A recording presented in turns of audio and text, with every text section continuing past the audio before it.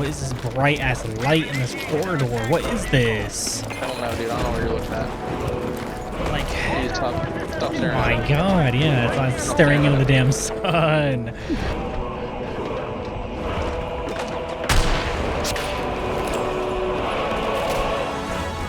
hit that helicopter. Let's go. Take down that fucking chopper. Easy.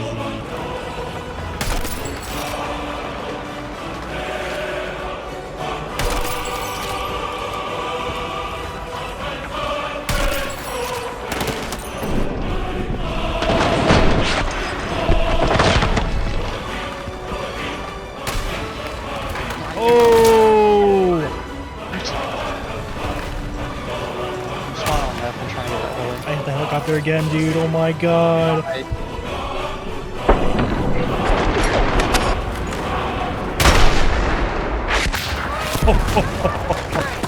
Oh, what did I just do to that guy? What's going on, guys? It's me, Silver. Surprisingly, I'm not dead. I've been reawakened by the most joyous event. A new battlefield has finally blessed us, and with it, we shall be enlightened and sent to the beyond.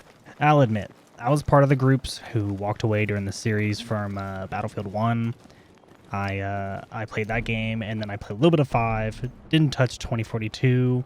It was a hot pile of garbage, and although that game definitely improved over time, it just left a bad impression ever since the beta for that game. Battlefield 6, on the other hand, has left a very good impression on me. I haven't felt this way about a game in a while. I just want to get back on it and play and just get back in and continue right where I left off. But here I am making a video. Figured I'd throw my first impressions down.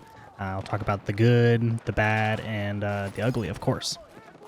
So let's just go ahead and start talking about the ugly with the game. You know, people are complaining about the maps and some of the bugs and all that, but honestly, if you've played the Battlefield series, this jank just comes along with it. It's not like everyone wants to encounter these kind of bugs, but it's not like we've had bugs like this before. I mean, other than ragdolls, a couple lighting glitches for me, I really haven't had any issues at all. This game's absolutely beautiful. The gunplay is incredible. The movement feels good, and the best part of all is you're not running around with fucking anime unicorns and fucking shitty ass skins from Call of Duty. I'll admit, I'm probably the most skeptical person when it comes to this game. When this game fully launches, there's going to be a battle pass and more than likely a store. I hope to God they are not going to go back on their word and start putting in ungrounded skins and make us regret all hyping up this game. The devs for Battlefield have a great opportunity to stay true to their word and not go along with these other trends that Fortnite and Call of Duty have been following. This game is an absolute grand slam situation.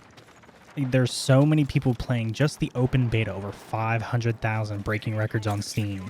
Even with a player count of that number, we aren't really encountering issues like we've had in the past. I remember the launch of Battlefield 4, you couldn't join a server to save your life, and even if you did, and you leveled up a weapon to, say, a couple levels, level 2 or 3, and you switched servers because the server would die, your entire progress would reset. And that wasn't fixed for the first 2 months of the game, it felt like. For this game to be in an open beta, it runs flawlessly. I'm running my game on the medium specs for this. I have a 3060 Ti and a pretty beefy CPU to run it with, so I haven't really encountered any problems. But my God, it's just so nice to jump into a game and not have to worry about stupid server issues and just general problems right when you get into a game, you know? But look, I'm kind of jumping all over the place, okay? I'm talking about the good here. A lot of the stuff from this game just make me just giggle and be happy. I especially love the RPG for the engineer class. But we're going to go over everything here. I'm just going to talk about all the classes, their strength, weaknesses, and yeah, let's get into it. So I'm going to go off the cuff and just kind of talk about the engineer class first. It feels like the most grounded class. You just got the repair tool, and you have your rocket launchers. Surprisingly, you can use both a Stinger and an RPG. I'm not really sure why that was made a good decision, but I think that should be maybe fixed. One RPG or one Stinger choose it in the loadout, and that's what you got. My biggest upset with the engineer class are these motion sensor mines. They showed it off in the trailer, and I haven't gotten the thing to work at all. I've been actively trying to set them down near enemy tanks. Apparently they're triggered by audio. I haven't even seen one activate, and you know, honestly, some of the deployables are just really not working great in this build. I mean, I'm trying to put some of these deployables down, and if you touch a pebble, a piece of rubble, the thing will break, and then you gotta wait for a cooldown for it to come back up. All the weapons for the engineer class, the SMGs for the specified weapons, they all feel fantastic. The MP7 and the other weapon, the MPX or whatever it is, I'm not calling it by its in-game name. We all know what the guns are actually supposed to be called, but they felt great. They outrange most of the weapons in the game somehow, so I can beam people across the map with an SMG. Should probably be looked into. But I'm main engineer. I love using the engineer. I'm always going for RPG shots, whether it's on the jets, helicopters, and just from what you saw from the beginning clips, I was hitting quite a few even during this beta, and I plan on continuing my work during the next open beta and during the full release as well. Next, I want to talk about the support class. They have multiple gadgets that kind of make me wonder what they were thinking. They have the defib and the supply bag, which gives you both ammo and health. Combining the bags together is fine, but the assault class has always been the class that's given out the medics and the defibs, and supports has always given out the ammo, and they're usually mortars and some other support, quote-unquote, items for that class. And now the support class has, you know, their normal LMGs, but the problem is that they are fully the medics and the ammo. And for whatever reason, people playing support classes aren't picking up others. I've had many moments where I'm staring at my teammates, squad mates even, that are playing the support class, and they're not picking each other up. They're not picking me up, they're not picking other people up, they're just moving on, walking away, doing whatever they want to. And that's not necessarily a bad thing. You know, by all means, play your own game, but, you know, this game is all meant for teamwork.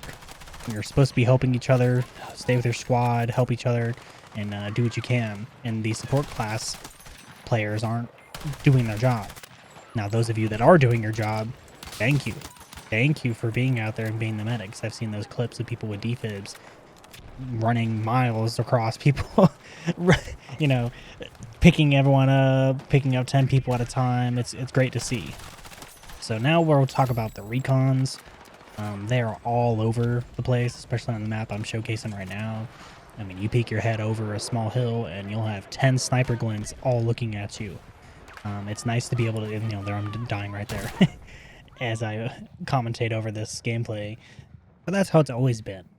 Ever since the old Battlefields, Battlefield 3, Bad Company, Battlefield 4, 1, 5, you've always had people sitting in the back of the map with snipers, and they've always been somewhat effective. You know, they distract you enough to take your eyes off the infantry running up right up in front of you, but at the same time they require your attention enough to where you kind of need to take them out because they have the one-shot potential. I find myself using smokes instead of frag grenades most of the time, because if there's a sniper holding down a corridor in the smaller maps or even on this, you know, mountainside map, I feel like I have to cover myself and cover my lanes so I can actually get past these guys. With the Recon class, I've messed around with a lot of the gadgets in that one.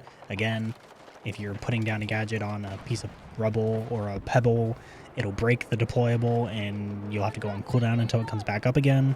Please fix. And I guess my only other gripe with the Recon class is that the C4 feels super underwhelming.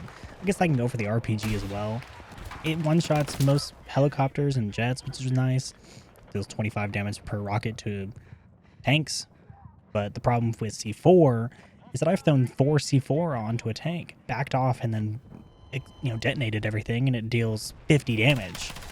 So the C4 has been feeling a little underwhelming. I'm sure something will get tweaked, and hopefully it'll be a little better in the next beta test or in the full release. Finally, the elephant in the room, the assault class. I think this is the most loaded class in the entire game. The incendiary stunning grenade launcher is pretty strong And everyone and their mom has been talking about the shotgun that they just get in their back pocket. The thing one-shots you from pretty good distances, and I don't know if they're trying to go for a more realistic spread pattern and kill distance on a shotgun, but it certainly does not feel very good to die to those things. You know, seeing an assault class run around a corner, and you just know they're pulling that shotgun out as their trump card to win the gunfight. And then on top of that, they're now going to be moving the respawn beacon from the Recon class to the assault class because they've been seeing people sitting back in the map as recons and not moving up respawn beacons.